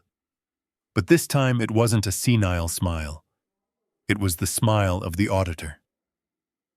"I am the man who checks the books, Richard So," I said loud enough for the first 3 rows to hear. "And you are short." The room was frozen in a tableau of shock. The large screen behind the podium, which moments ago had been displaying Richard's philanthropic achievements, was now a glowing indictment of his soul. The video loop continued. It showed the younger Richard handing the envelope of cash to the forensic technician. It showed Vanessa smiling that cold, reptilian smile as she confirmed the files were planted. The audio was crisp, echoing off the vaulted ceilings of the ballroom. I stood at the base of the stairs, looking up at him. Richard was gripping the sides of the podium so hard his knuckles were white. He looked like a captain whose ship had just been torpedoed, but who was still trying to order the orchestra to play. He looked at the tech booth frantically, slashing his hand across his throat, signaling them to cut the feed. But the booth was empty. Leo had locked the system remotely. The truth was on a loop, and there was no off switch. "Deep fake," Richard screamed, his voice cracking into a high-pitched squeal that betrayed his terror. "This is AI generated. It is a cyber attack. Security, get this man off the stage." He pointed a shaking finger at me. But the security guards didn't move. They were watching the screen. They were watching the man who signed their paychecks admit to a felony. I took the first step up the stairs. My legs felt light. The heaviness of age, the arthritis, the fatigue of the last decade, it all vanished. I was fueled by a righteous energy that burned clean and hot. I took the second step. The crowd parted further. I could hear the whispers turning into a roar. I saw the governor lean over to his aide and whisper something. The aide immediately began typing on his phone, probably drafting a statement, distancing the governor from the radioactive fallout that was Richard Caldwell. I reached the podium. I stood next to Richard. He towered over me physically, but in that moment he looked incredibly small. He smelled of fear. It is a distinct scent, sour and metallic, cutting through his expensive cologne. "Get away from me, Richard," hissed the microphone, picking up his whisper. "You senile old bat, I will ruin you." I looked at him. I didn't need the microphone. My voice had projected across boardrooms and courtrooms for 40 years. It had the weight of facts behind it. "You already did ruin me, Richard," I said, my voice carrying to the back of the room. "You took my job. You took my reputation. You took the last years of my wife's life because the stress of my trial killed her." I turned to the audience. I scanned the faces. I saw confusion. I saw anger. And I saw the dawning realization that they had been applauding a monster. "Do you know what a forensic accountant does?" I asked the room. "We don't look at what people say. We look at what they hide. We look at the space between the numbers." I pointed at the screen. "Son." The video faded and was replaced by a spreadsheet. It was a complex web of transactions, but I had highlighted the path in bright red. "This is the Children's Hope Foundation," I said, pointing to the top column. "And this," I said, pointing to the bottom, "is a shell company in the Cayman Islands called Blue Horizon." A gasp went through the room. Several donors recognized the names. I saw a woman in the front row put a hand to her mouth. She was wearing a diamond necklace that probably cost less than what Richard stole in a month. "Richard Caldwell has been stealing from orphans for 12 years, I continued. He takes your donations, he funnels them through a fake consulting firm, and then he uses that money to buy real estate. That villa in Tuscany he showed you photos of last summer. You paid for that. The yacht he sails on weekends. The orphans paid for that. Lies, Richard shouted, grabbing the microphone stand. He is crazy. He has dementia. Look at him. He is wearing a 30-year-old tuxedo. He doesn't know what year it is. I turned to him slowly. I do know what year it is, Richard. It is the year you pay. I looked at Vanessa. She was standing near the edge of the stage looking for an exit. Her face was a mask of panic. She realized that the ship wasn't just sinking, it was exploding. And he didn't do it alone, I said, pointing at her. Vanessa Caldwell, my daughter-in-law. She created the shell companies. She falsified the ledgers. And 10 years ago, when I got close to the truth, she planted the evidence that sent me to hell. Vanessa froze. The spotlight swung to her. She held up her hands as if to ward off the light. I didn't, she stammered. I didn't know. He made me do it. Richard spun around. You traitor, he screamed. You came to me. You wanted the money. You wanted the lifestyle. They were turning on each other. The rats were fighting in the cage. But I wasn't finished. I had one more card to play. The card that would turn this crowd from shocked observers into a lynch mob. I walked to the center of the stage. I looked directly at the camera that was broadcasting the event to the local news. Money is one thing, I said, my voice dropping an octave, becoming deadly quiet. Greed is a common sin.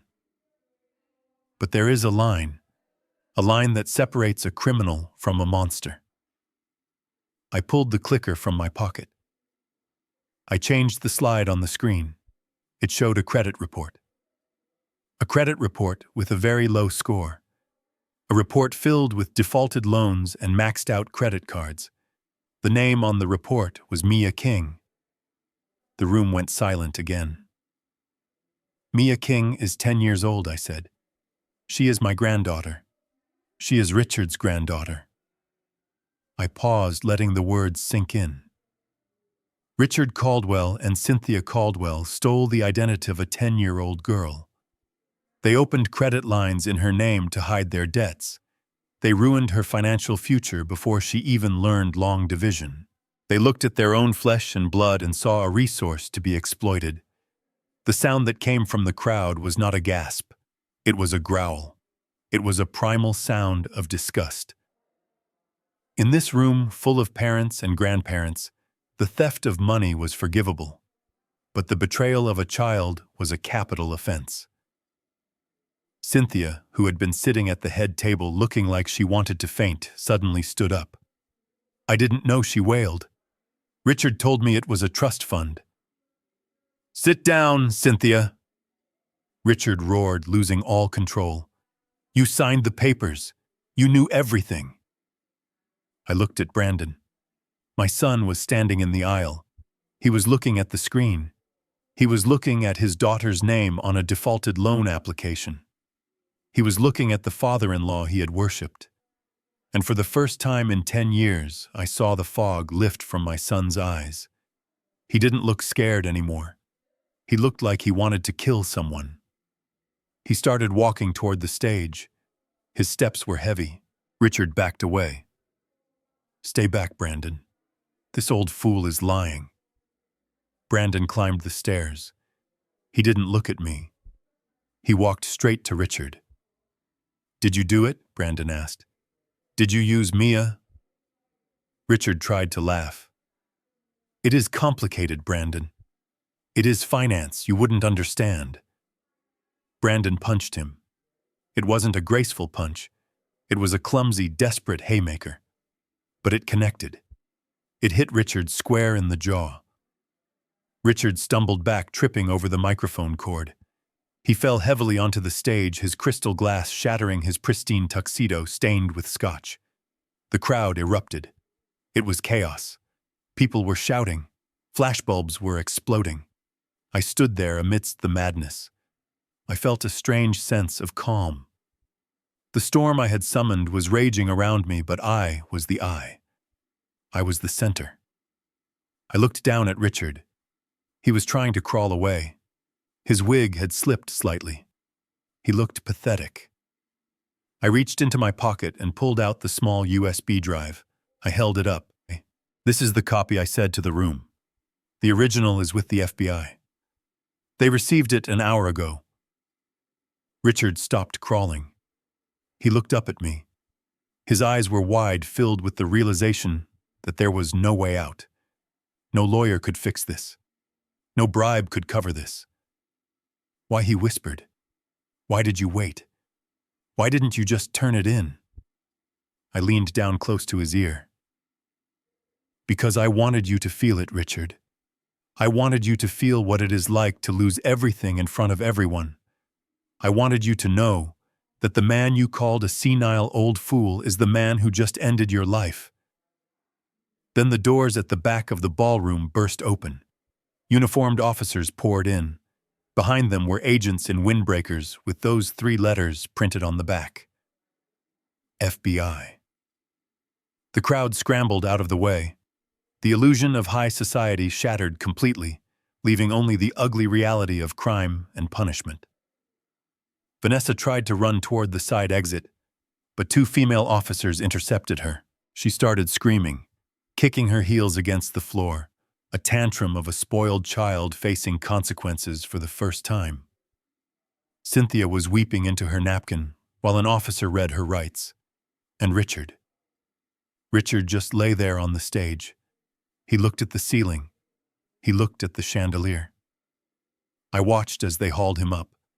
I watched as they cuffed his hands behind his back. The metal clicked shut. It was the sweetest sound I had ever heard. Brandon stood next to me. He was shaking.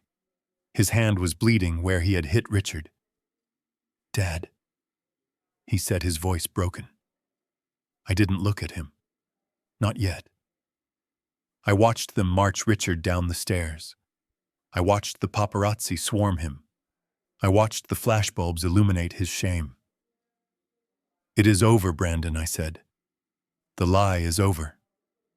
I turned and walked to the edge of the stage. I looked out at the empty table 42 where my cold dinner still sat. I was hungry, but for the first time in 10 years, I wasn't hungry for justice. I was just hungry for a sandwich. I walked down the stairs. The police were waiting for me, but not to arrest me. A detective stepped forward. "Mr. King," he said respectfully, "we need a statement." I nodded. "I will give you a statement, detective, but first I need to go see my granddaughter. I promised her I would find my marbles." And as I walked out of that ballroom, leaving the wreckage of the Caldwell Empire behind me, I reached into my pocket and touched the empty space where the watch used to be. I didn't need the watch anymore. I knew what time it was. It was time to go home. The applause was gone. The music had died. The only sounds left in the grand ballroom of the Fairmont Copley Plaza were the heavy tread of federal boots and the hysterical sobbing of the woman who had once called herself the Queen of Boston society. I stood near the edge of the stage watching the tableau dismantle. It was like watching a building collapse in slow motion. The structural integrity of the Caldwell Empire had been based on fear and lies, and now that the foundation was gone, gravity was doing the rest. Agents in windbreakers moved with practiced efficiency. They did not care about the silk tablecloths or the crystal centerpieces. They overturned chairs. They secured the perimeter. They treated the frantic guests not as VIPs, but as potential witnesses or accomplices. The illusion of untouchability that Richard had spent 40 years cultivating evaporated in 40 seconds. I watched 2 agents hoist Richard off the floor. He was a mess. His lip was bleeding from Brandon's punch. His midnight blue tuxedo was stained with spilled scotch and dust. His wig sat askew on his head, revealing the sparse gray scalp beneath. He looked small. He looked old. He looked exactly like what he was, a thief who had finally run out of runway. He was not going quietly. As the officer twisted his arms behind his back, Richard began to scream. It was a guttural, animalistic sound. It was her, he shrieked, spitting blood onto the polished floor. It was Vanessa. She cooked the books. She set up the shell companies. I am just the figurehead. I didn't know the details. Check the signatures. They are all hers. He was doing exactly what I predicted. He was offering up his own daughter-in-law as a sacrifice to save his skin. Across the stage, Vanessa was being cornered by two female agents. She heard him. She stopped struggling for a moment and stared at the man she had conspired with for a decade. Her face twisted into a mask of pure hatred. "You lying snake," she screamed back, her voice shredding the air. "You threatened me. You told me if I didn't fix the ledgers, you would have me disbarred. You took the money, Richard. You bought the boat. You bought the villa. I have the emails. I have the recordings." She turned to the agents, holding out her hands, as if begging for a pen, not handcuffs. "I want to cut a deal. I will testify. I know where the rest of it is. He has a storage unit in New Hampshire. Gold bars. Cash. I can take you there. Just get me a deal." Richard lunged at her, but the agents held him back. "You ungrateful leech," he roared. "I pulled you out of the gutter. I gave you a life." It was ugly. It was grotesque. It was perfect. The high society veneer had peeled away completely, leaving only the raw, desperate instinct of survival. They were eating each other alive, and the FBI agents were just there to record the meal. Cynthia was the third domino to fall. She wasn't fighting. She was sitting on the floor in her $10,000 gown, weeping into her hands. An officer was reading her rights, but she wasn't listening. "My gala," she sobbed. "My beautiful gala. Everyone is watching. What will the committee think?" She didn't care about the theft. She didn't care about the orphans. She didn't even care that her husband was bleeding. She cared that her party was ruined. It was a level of narcissism that was almost impressive in its purity. And then there was Brandon. My son stood alone in the middle of the chaos. The guests had backed away from him, leaving a wide circle of empty space. He was breathing hard. His right hand, the one that had delivered the blow, was trembling violently. He stared at Richard as the agents marched the old man down the stairs. Richard passed right by him. He stopped for a second.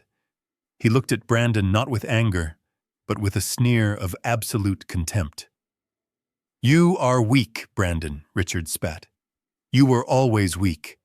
That is why I used you. That is why I used your daughter, because I knew you didn't have the guts to stop me." The agent shoved Richard forward, forcing him toward the exit. But the words hung in the air like toxic smoke. Brandon didn't move. He looked like a man who had just woken up from a 10-year coma to find his world was ash. I walked down the stairs. I moved slowly. The adrenaline was fading, and my knee was starting to ache, but I forced myself to walk tall. I navigated through the overturned chairs and the shocked whispers of the crowd. I walked straight to my son. He saw me coming. He looked at me with eyes that were red and wet. He looked at his hand, then he looked at me again. He looked like the little boy who used to come to me when he had broken a window, waiting for the punishment. "Dad," he whispered. His voice was broken. I stopped 2 feet away from him. I didn't hug him. I didn't yell. I just looked at him with the cold clarity of a forensic auditor. "Dad." "I didn't know," he said. Tears spilled over his cheeks. "I swear to you, I knew they were aggressive. I knew they cut corners. But Mia, stealing her identity. I didn't know. I believe you," I said. He let out a sob of relief. He took a step toward me, reaching out. But I didn't move. I stayed where I was. "I believe you didn't know, Brandon, because you chose not to know. You saw the cars. You saw the vacations. You saw the way they treated me. You saw the way Vanessa looked at you with contempt, and you closed your eyes. You closed your eyes because the bed was soft and the wine was expensive. Brandon flinched, as if I had hit him. I punched him, Dad, he pleaded. I knocked him down. Yes, I said. You punched him. After the world saw the truth. After it was safe. After you had no other choice. I looked around the room at the wreckage of the party. A punch doesn't fix 10 years of silence, Brandon. A punch doesn't give me back my wife. A punch doesn't give Mia back her credit score. Dad, please. What do I do? I have lost everything. They are going to seize the house. Vanessa is going to prison. I have nothing. You have hands, I said, pointing to his trembling fists.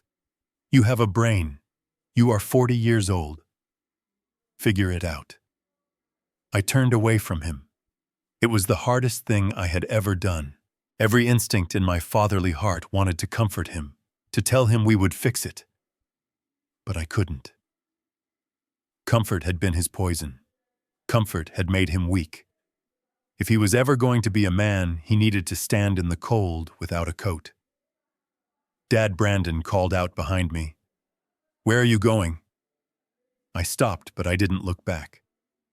I am going to get a sandwich, I said. And then I am going to see my granddaughter. I walked toward the exit. The crowd parted for me. They looked at me with a mixture of fear and awe. I wasn't the senile old man anymore. I wasn't the poor relation. I was the man who had brought down the giants. As I reached the double doors, a detective stepped into my path. He was a young man with sharp eyes. He looked at my tuxedo, then at my face. Mr. King, he said, holding out a card. We will need you to come in tomorrow, to formalize the statement, and to authenticate the drive. I took the card. I will be there, detective. 9 a.m. sharp. I am usually an early riser. He nodded respectfully. Nice work tonight, sir. I have been trying to pin something on Caldwell for 5 years.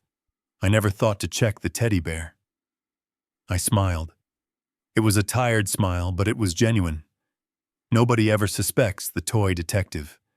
That is the tragedy of it. I pushed the doors open and stepped out into the Boston night. The air was crisp and cold. The rain had stopped. The flashing blue and red lights of the police cruisers painted the street in a chaotic rhythm. I watched as they loaded Richard into the back of a van. He looked out the window one last time. Our eyes met. He looked terrified. I looked bored. The van pulled away, sirens wailing, fading into the distance. I reached into my pocket and pulled out my phone. I dialed Patty. It is done, I said. I know, she replied. I saw it on the news. It was Biblical Wallace. Is Leo okay? He is fine. He wiped the logs. No trace back to us. Good. Wallace, Patty said, her voice soft. How is Brandon? I looked back at the hotel entrance. I could see my son sitting on the steps, his head in his hands, alone in the spotlight. He is where he needs to be, I said. At rock bottom. It is the only place you can build a solid foundation. I hung up. I signaled a taxi. Where to, the driver asked as I climbed in. I gave him the address of a 24-hour diner near my apartment. The one that served stale coffee and excellent grilled cheese. And turn off the radio, I added. I have had enough drama for one lifetime. I just want some quiet. The taxi pulled away, leaving the scandal behind. I leaned back against the worn vinyl seat and closed my eyes. For the first time in 10 years, the ticking clock in my head had stopped. The books were balanced. The ledger was closed. I was free. 3 months have passed since the night the lights went out on the Caldwell empire. The Boston winter has finally retreated, leaving behind a spring that feels cleaner and brighter than any I can remember. I am sitting on a park bench overlooking the Charles River. The cherry blossoms are blooming, painting the world in shades of soft pink and white. It is a stark contrast to the gray prison walls that now house my in-laws. The legal proceedings were swift and brutal. When the FBI has a military-grade solid-state drive filled with a decade of detailed ledgers, trials tend to be short. Richard tried to fight at first. He hired a team of expensive lawyers using money he had stashed in a secret account we hadn't found yet. But the judge was not impressed, especially when the prosecution played the video of Richard mocking the court during a recess thinking the microphones were off. Richard Caldwell was sentenced to 25 years in federal prison without the possibility of parole. At 70 years old, it is effectively a life sentence. The man who spent his life accumulating houses he never lived in now lives in a 6x8 cell. I heard from a guard that he spends his days writing letters to the governor, letters that are never mailed, demanding a retrial because of a conspiracy against him. He still cannot accept that he lost to a teddy bear. Cynthia fared no better. She tried the ignorant spouse defense, weeping on the stand about how she was just a simple housewife who signed what she was told. But the emails proved otherwise. She was the one who suggested using the orphan charity as a front because nobody audits orphans. The jury deliberated for less than 2 hours. She received 15 years. Her assets were seized, including the alpaca coat and the diamond collection. The last I heard, she was working in the prison laundry, complaining that the detergent was ruining her hands. Vanessa was the only one who got a deal. She testified against Richard and Cynthia, providing the locations of the hidden gold in New Hampshire. In exchange, her sentence was reduced to 8 years. She screamed when the judge read the verdict. She thought she would walk free. She didn't understand that betrayal is a currency that devalues quickly. She is in a medium security facility now. Brandon filed for divorce the day after her sentencing. And Brandon, my son, he is not in prison. He was not charged thanks to his genuine ignorance and my testimony on his behalf. But he is serving his own kind of sentence. He lost the house. He lost the cars. He lost the social circle that only tolerated him because of his wife's money. He lives in a small apartment in Dorchester now, not far from where I used to live. He works as a manager at a hardware store. It is honest work, hard work. I visited him last week. His hands were rough, and he looked tired, but for the first time in his life he looked like a man. He makes dinner for Mia every night. He helps her with her homework. He is learning to be a father without a checkbook. It is a slow process, but he is trying, and that is all I ever wanted. As for Mia, she is sitting on the grass in front of me reading a book. She is wearing jeans and a t-shirt, not the uncomfortable silk dresses Cynthia used to force her into. Her credit report is clean. The court expunged the fraudulent debts, and the settlement from the Caldwell estate forfeiture has been placed in a blind trust for her education. She is safe. She laughs louder now. She doesn't look over her shoulder waiting to be criticized. And me. I didn't take the job offer from the FBI. They asked me to come on as a consultant to teach their young agents how to spot the spaces between the numbers. It was tempting, but I declined. I have chased enough ghosts. I have balanced enough books. I used the reward money, the whistleblower percentage that the government mandates, to buy a small cottage on the coast of Maine. It has a porch that faces the ocean. It has a garden where I plan to grow tomatoes just like Martha used to. I am not lonely. I have my books. I have my weekends with Mia. And I have the peace of mind that comes from knowing the ledger is balanced. People often ask me if I regret what I did. They ask if it was hard to send my own family to prison. They ask if I feel guilty about destroying the legacy of the Caldwell name. I tell them that legacy is not built on stone or gold. It is built on truth. A legacy built on lies is just a sandcastle waiting for the tide. I didn't destroy their family. I saved mine. I saved Mia from growing up thinking that money is worth more than integrity. I saved Brandon from living his entire life as a puppet. And I saved myself from dying as a victim. I look at the watch on my wrist. It is not the gold Patek Philippe. That watch is gone, melted down by a greedy man. This is a simple watch, a Timex. It cost me $30, but it keeps perfect time. And every time I look at it, I am reminded that time is the one thing we cannot steal and we cannot buy. We can only spend it. I stand up and stretch. My knees still ache when it rains, but today the sun is warm. Mia, I call out. Time to go, sweet pea. I promised you ice cream. She looks up and smiles. That same smile that gave me the courage to jump into a dumpster at 3 a.m. Coming, Grandpa, she yells. She runs to me and takes my hand. Her hand is small and warm. We walk together out of the park, leaving the shadows behind us. The world is full of people like Richard and Vanessa. People who think they are untouchable. People who think they can step on the weak to reach the top. But they forget one thing. They forget that the ground they stand on is held together by the people they trample. And sooner or later, the ground will shake. My name is Wallace King. I am 71 years old. I am a grandfather. I am an accountant. And I am the man who proved that you are never too old to fight back. If you are listening to this and you feel small, if you feel like someone has taken your voice or your dignity, remember my story. Remember the teddy bear. Remember that the truth is a patient hunter. It doesn't need to shout. It just needs to wait. And when the moment comes when the arrogance of your enemy blinds them, you step into the light and you tell them exactly what time it is. Thank you for listening. This is Wallace signing off. If you enjoyed this story, please leave a like and share it with someone who needs a reminder that justice still exists. And tell me in the comments what you would have done if you found that watch. Until next time, stay sharp and keep your eyes on the numbers.